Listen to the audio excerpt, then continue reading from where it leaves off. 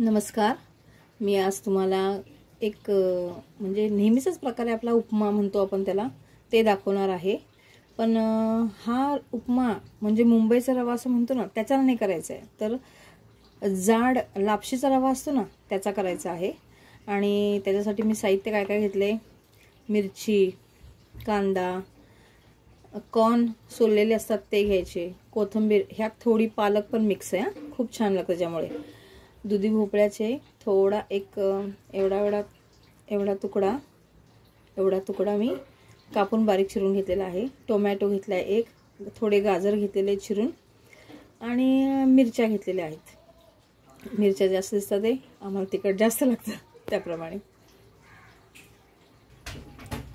आता मी पॅन ठेवलेला आहे गॅसवर तापायला आणि त्याच्यामध्ये मी तूप घालत आहे. अगोदर आपण जाड रवा हा हे करून घ्यायचा, भाजून घ्यायचा. भाजल्यामुळे जरा चव लागते त्याला आणि रवा पण छान हे होतो.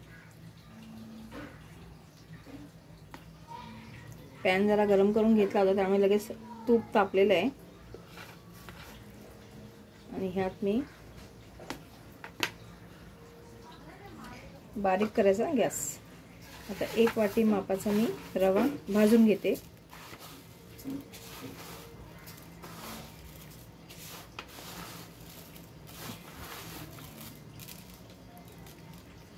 गरम झाले तूप. आता 1 वाटी माप मी त्यात तूप हे रवा घालते. लापशीचा रवा आहे हा, जाड.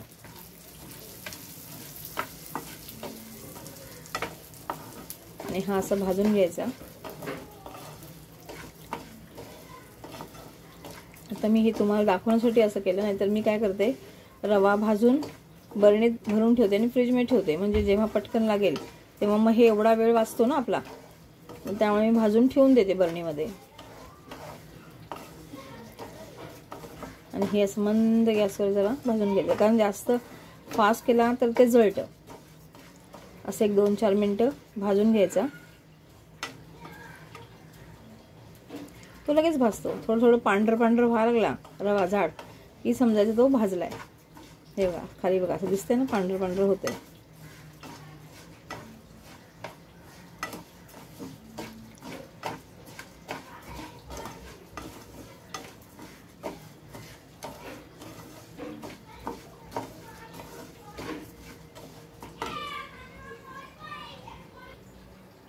पाहू शकता तुम्ही, असं आपण रवा भाजून घेऊया.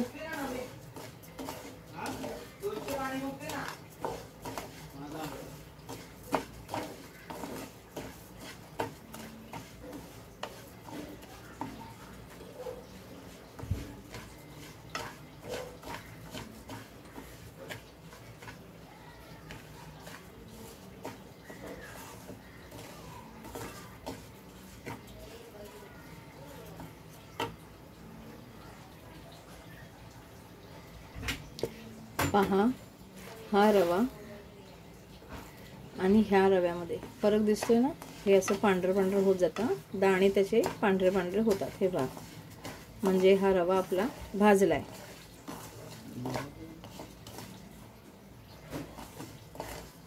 असा भाजला गेला की असं पांढरं त्याला दाण्याने लागलं की समजायचं रवा भाजलाय. आता हा रवा आपण काढून घेऊया एका प्लेटमध्ये आणि फोडणीची तयारी करूया आपण. आता हे पहा, प्लेटमध्ये मी सर्व असा रवा काढून घेतलेला आहे. आता पॅनमध्ये आपण तेल घालूया आणि फोडणी करूया. 1 ते 1.25 पळी मी तेल घालून घेतलेलं आहे पॅनमध्ये. आणि आता फोडणी करूया. फोडणीसाठी मोहरी आणि जिऱ्याची पावडर घातली तरी छान लागतं, जिरं अख्खं घातलं तरी छान लागतं. पण हे जिरं मोहरी शरीरामध्ये गेलं पाहिजे म्हणून ते करायचं असते, घालायचं असते. तेल कडले. आता मोहरी घालूया. तडतडली ती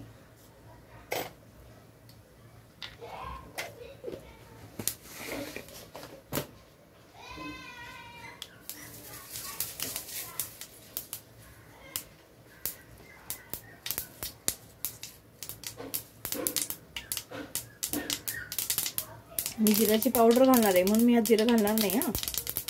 कढीपत्ता विसरायचा नाही टाकायला. मिरच्या टाकते.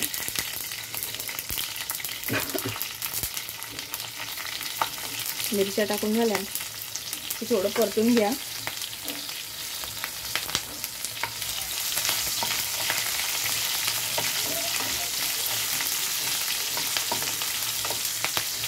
आता थोडा लो करा फ्लेम.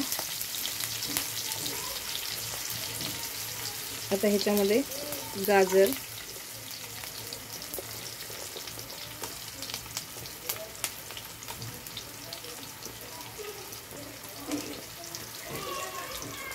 मका,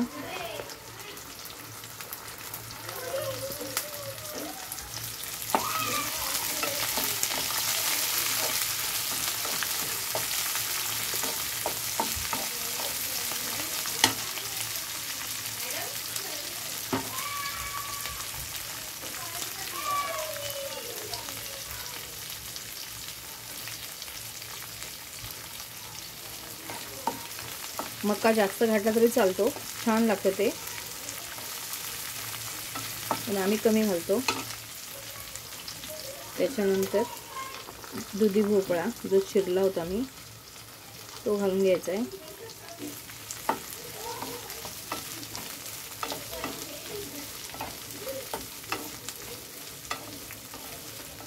कलरफुल नाश्ता खूपच छान लागतो हा.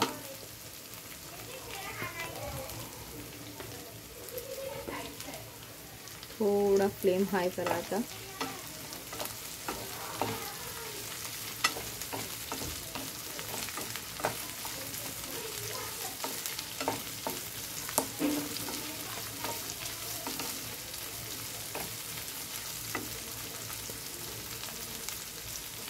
हे फुलले दिसत बघा, कॉर्नचे दाणे फुललेत, त्याला पण थोडंसं हे लागले. आता ह्यात तुम्ही कांदा घाला.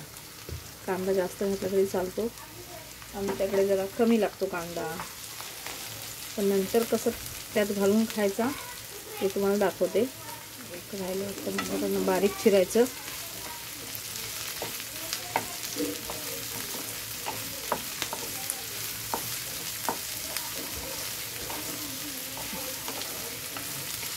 आता गॅस जरा मंद करा आणि 1-2 मिनटं असंच ठेवा. त्याला जरा वाफ येऊ द्यायची आणि मग त्यात टोमॅटो घालायचा. झाकण ठेवा जरा 2 मिनटं. पाहू शकता 2 मिनटं झालेत. आपण छानपैकी परतून घेतले. आता ह्यात कांदा घालूया, टोमॅटो घालूया. मी थोडा टोमॅटो ठेवते. एक टोमॅटो मधला पाऊण टोमॅटो घातला, पाव टोमॅटोचं ठेवले मी.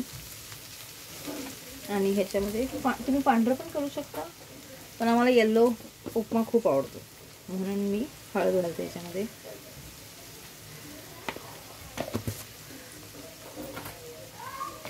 हळद कशी अँटीबायोटिक असते, आपल्या शरीरात ती गेलीच पाहिजे म्हणून हे नेहमी हळद जेवणामध्ये स्वयंपाकामध्ये वापरावी. त्याच्याने शरीराच्या आतमध्ये आपल्याला त्रास होत नाही. जे काही प्रॉब्लेम असतील ते म्हणजे ते अँटीबायोटिक असल्यामुळे ते मायक्रो ऑर्गॅनिझम असतात ते मारले जातात, म्हणून हळद ही वापरायची असते. आपल्या पूर्वजांनी किती छान सगळं हे करून ठेवलं आहे बघा. औषधं वगैरे सगळी आपल्या किचनमध्येच असतात, आपल्याला माहिती नसतं. आता हे छानपैकी झाले. आता मी जरा फ्लेम हाय करते आणि 1 वाटी रवा घेतला होता. 1 वाटी रवा घेतला होता ना, तर 4 वाटी आपण त्यात पाणी घालायचं. थोडं मीठ घालून घेऊया, ते कांद्याला आणि ह्याला लागलं पाहिजे ना म्हणून. आणि परतून घ्या.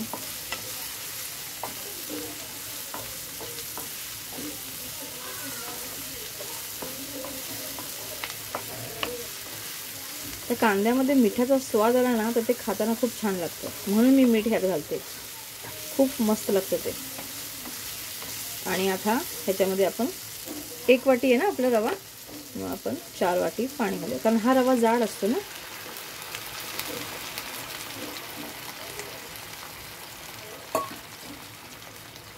दोन,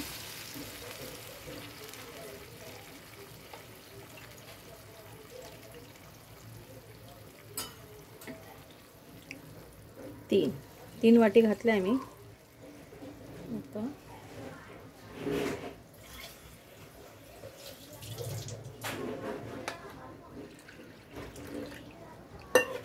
4ला थोडं कमी घातलंय मी पाणी. आणि ह्यात थोडंसं जिरे पावडर.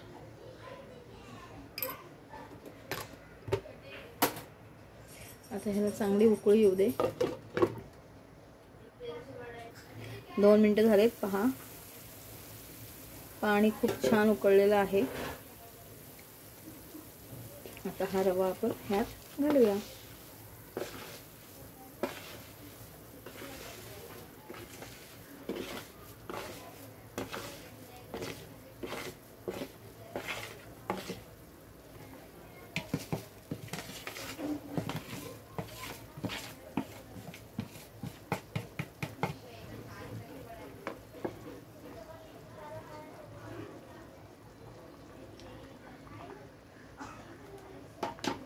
आणि आता ते मगाशी चिरलेलं होतं ना कोथिंबीर आणि पालक, ते ह्याच्यामध्ये मिक्स करूया.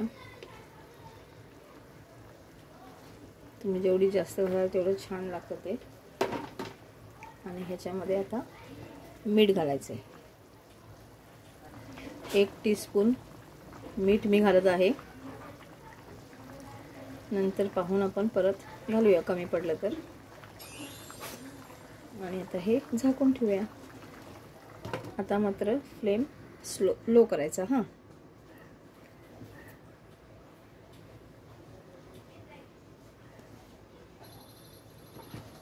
एकदा जरा हलवून घ्या. नमक सगळीकडे लागतं, ते मीठ सगळीकडे लागणार ना, म्हणून जरा.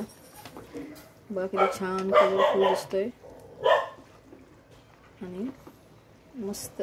हा रवा खूपच चवदार लागतो. हा, असं उपीट करून बघा तुम्ही. उपमा म्हणा, उपीट म्हणा, करून पहा. खूप सुंदर आणि खूप चवदार लागतो. आणि मेन म्हणजे छान पोट पण भरतं याच्याने.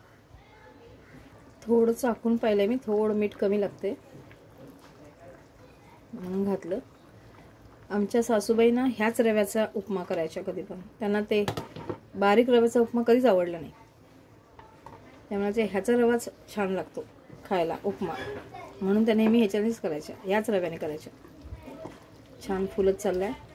आता जरा मंद गॅसवर राहू दे. पहा, मी मगाशी 4ला थोडंसं कमी घातलं ना पाणी, ते तेवढं पण बरोबर लागणार आहे. आता हे एवढं टाकते आणि हे वाफ येऊ दे मंद गॅसवर. छान होते. 5 ते 10 मिनिटं झालेत. पाहू शकता तुम्ही, खूप छान फुललेला आहे हा रवा.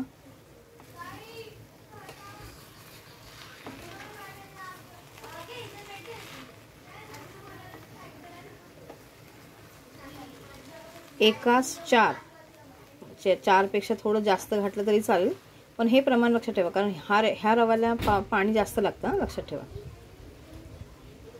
आणि एकदम मस्त लागतो हा रवा खायला. आपला हा छान उपमा तयार झालेला आहे, तुम्ही पाहू शकता. आता ह्याला मी सर्व करणार. आणि आता मी हा गरमागरम उपमा असा डिशमध्ये घेतलाय. आता त्याच्यावरती काय करते बघा, गार्निश असा कांदा कच्चा घालून खाऊन बघा. खूप खूप खूप छान लागते ही चव. अतिशय सुंदर लागते ही चव. खूपच मस्त लागतं. त्याच्यावरती टोमॅटो, मी मगाशी म्हटलं ना थोडे टोमॅटो ठेवायचे एवढ्यासाठी, कारण हे कच्चं आपलं असं हे होत नाही ना. आणि त्याच्यावरती कोथिंबीर कच्ची पोटात गेली पाहिजे. आणि ह्याच्यावर फरसाण, आणि ह्यावर फरसाण घालायचा, म्हणजे अजून चव लागते. कोणी बारीक शेव पण घालते, चालतं ते पण.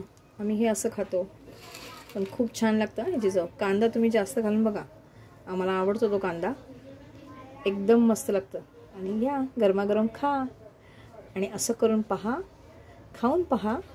आणि आवडलं तर लाईक सबस्क्राईब करा, शेअर करा. थँक्यू. बाय.